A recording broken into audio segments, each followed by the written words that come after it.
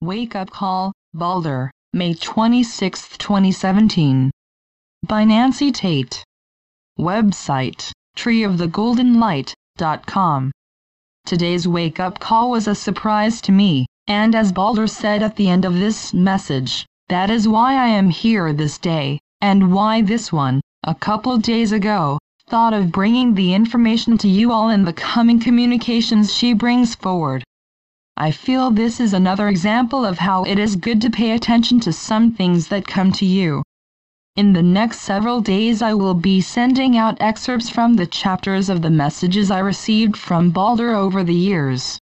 The complete chapters are available on the Tree of the Golden Light gift shop. I feel that they will bring some clarity, or recognition to the example they bring to what is taking place in our world today. Today's edition of his messages includes his bio. Wake Up Call Baldor, May 26, 2017. There comes a time in everyone's life when it is good to step aside and then look at the place you were in a moment ago. How does it feel? How does it look? Does it tell you something you hadn't thought of, or something that you didn't want to think of, or remember? It is a time in everyone's life when the course of miracles comes closer and more dear to the hearts of everyone who takes a moment and considers what they have created. Is it something they were aware of when it took place, or was it something that gave them a feeling of insight in accommodating dreams that were never fulfilled?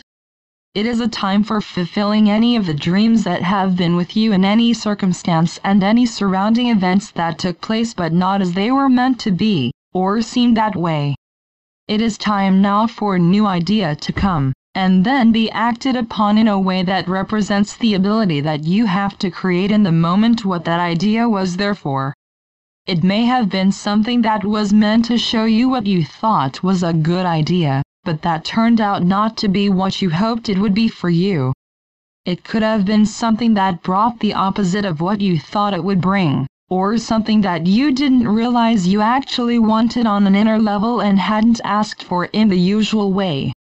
That is why it is a good idea to look at what you think you want and see how it would look and feel in the coming moment and further. Is it something that actually feels and looks like what is the perfect answer, or is it something that would solve a present moment, but not work out what would come from the circumstances that were behind the scenes?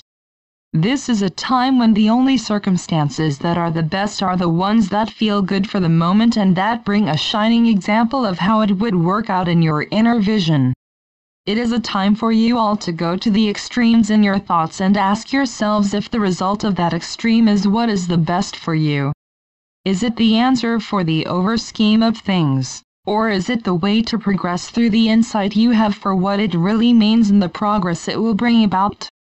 I am Baldor, and I am here to see what it is that you all feel and the ideas of what is in store for you all. I am one who has been with you through all of this in a parallel world that you have been a part of creating, along with me and all of the others on the planet Orlov. It is a time for this one to reintroduce the news of the parallel world to this world that you are creating. It could give you a new perspective of what creation is all about and how you are such a vital part of it. I will leave now so that this one, Nancy, can take the time to bring forth the information that she received several years ago and shared with those who were connected to her works. It is an interesting parallel, and could bring you ideas and recognition to how you are creating the world that is today. Your part in it is as powerful as anyone else's. That is why I am here this day, and why this one, a couple days ago, thought of bringing the information to you all in the coming communications she brings forward. Love is the answer for everything. You live it, and you find the truth of it in every moment. Thank you, dear Baldor. Much love. Nancy Tate. Here below are some excerpts from the first folder of the Baldor messages.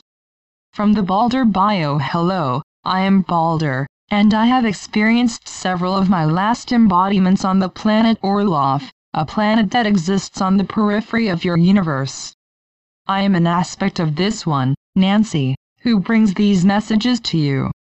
In the field of aspects there is an undergoing that embraces the uniqueness of the individual. Souls aspect themselves for the purpose of experiencing a larger degree of expression. In doing so they embody completely separate identities, or remain in the etheric, experiencing and being of service to those on Earth. My existences on Orlov started before the planet was expelled from its mother universe. Therefore I have spent many lives there before the last string of them.